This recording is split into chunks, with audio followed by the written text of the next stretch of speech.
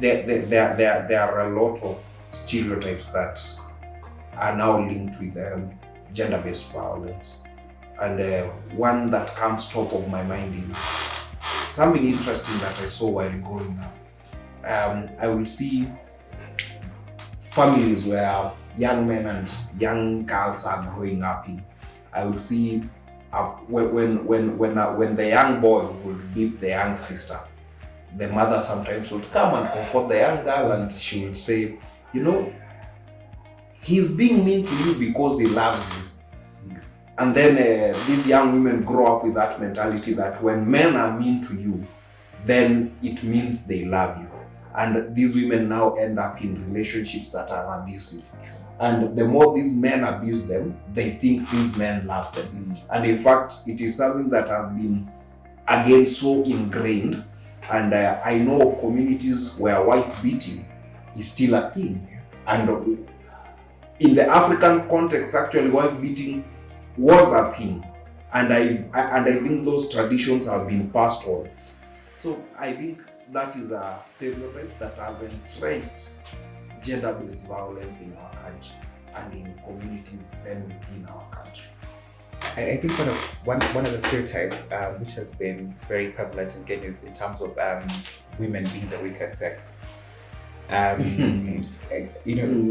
Physically, yes, because ideally men will probably be more stronger than women. But again, also now it's weakness in terms even of intellect, right? You find that there are men who feel women are inferior in terms of their intellect. And that would be now a ground for them to prey on them in terms of how would I, abuse you or abuse you. And it's very unfortunate because you find in most instances, to go back to the earlier conversation about, your independence, and the economy bit as well. So because I can be able to control this money that I have, I can equally do everything I want to do with you. You find even in terms of now physical violence, it equally trickles down to now women being weaker. You find there are actually men who will definitely be very comfortable beating a woman, but not be comfortable beating a man because men are stronger than able to fight back. Unfortunately, you find that certain situations now where actually men are more weaker in terms of physique, and they're actually not being the one who on the receiving end. So when you premise it on that women are weaker and one of the ways to chastise them or to discipline them is actually physical violence, then we actually fail. It's quite unfortunate, even when you look at the reports being given and when you hear why women probably were being assaulted, it's some very flimsy things. We appreciate in tough economic times, it does something to your psychology. But again, that does not become justification for you to be able to merit this violence to the person. The stereotype of, and this is a conversation which probably we need to have it wholesomely about women being submissive. It's very stereotypical. We hear it every single time. So back then, independent woman will be deemed not to be wanting to get married to a man because she'll not be submissive. So ideally, if you're not being submissive, then you have to find a way to make you submissive, right? Because we're told women generally, from a cultural perspective, a religious perspective, what is deemed to be societally acceptable will be women being submissive. And it's very stereotypical. So even finding out that women themselves women have to remind themselves, I have to be submissive to my husband for things to happen. So if you do not become submissive and you want to probably now argue back, then that also becomes a challenge. And I think we need to be able progressively to interrogate and entail and appreciate what this submissiveness entails. It's a stereotype that has been prevalent for the longest time. Interestingly, back in the day, when you talk about way back, and especially even before or during colonization period, some of our grandparents told us this thing about submission was not the way you're supposed to be right now.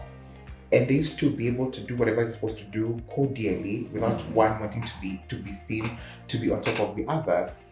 Living in a particular society, again, remembering that men are told that they're heads, right? This story of course, men being the head. Now they take it so literally. Like everything and anything I do is what goes, anything that you say has to come after. And that case goes back to submission, goes back to where are you in terms of this particular relationship or setting, and how do we take it back to default? And it becomes very unfortunate. Yeah. I think you mentioned something, and I remember reflecting with my mom some time back, and what you mentioned in the past, and even I think some of our parents have that.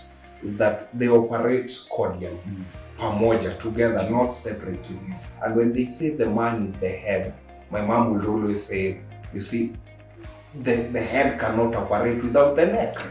So they need each other, they are joined together, they are not separate organs of the body.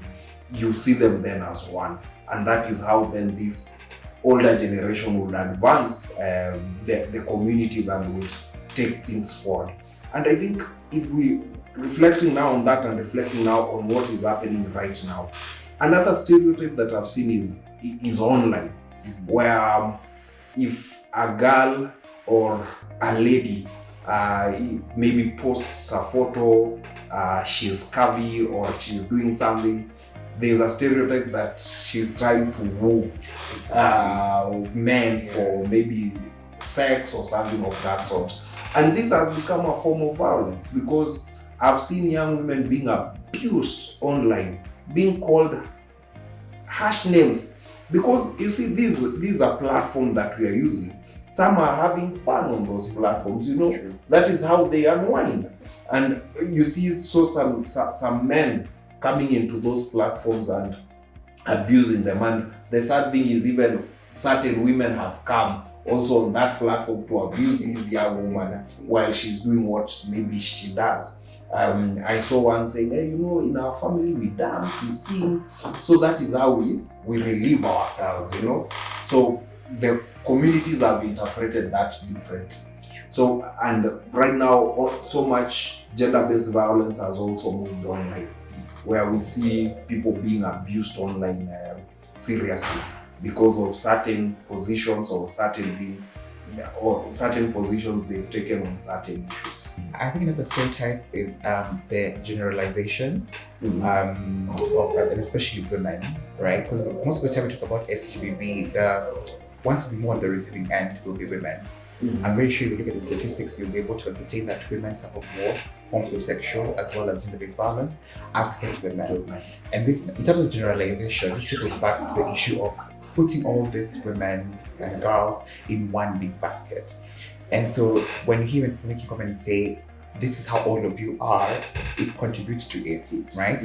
Nowadays, we live in a very materialistic society. And so men feel that we can be able to get this woman is through material things. And so when you meet one who does not want your material things, you know, she's independent, has her own things, that in itself becomes subject to abuse. Bearing in mind, gender-based violence does not necessarily have to be physical, right? Even that abuse in itself. Yes. And there are quite a number of them. It moves, like you mentioned, goes from the physical to the online, where we have very different forms, including things like revenge porn, being set ablaze initially on all these social media platforms, and people go at you. So because you have been told one of the ways to get to a person through material things, and they say no because they've been told ideally everybody nowadays is to be wooed materially. That generalization then becomes a problem, because now it puts almost every other woman at risk. So you find women going to a restaurant, they're having their own meal, they showed up there well capable of paying for their own meal after their probably their solo date, but men would probably look at advances. And when the advances are turned down, and of course bearing men with their pride and ego, it becomes a problem. There in itself, that would be a challenge. You find most of them will never walk away. Good example is when women are probably passing by and then they're being catcalled. You don't respond. What follows, most of the time, will be abuse, right? And all these of things will be told, and that in itself is a form of violence. And I think we need to move from that particular perspective, that particular mentality and reasoning of all women are the same. They're very distinct in terms of culture, in terms of traditions, in terms of race, in terms of backgrounds. And it's very, very important to, as a stereotype, to erase this generalization. You find even sometimes mentioning examples like, right? They want to make such a statement, and it's very problematic, because then what have you said? Moving forward, what's going to happen with women? And we need to be able to create a very conducive environment where I think everybody should be able to thrive. Yes. Yeah.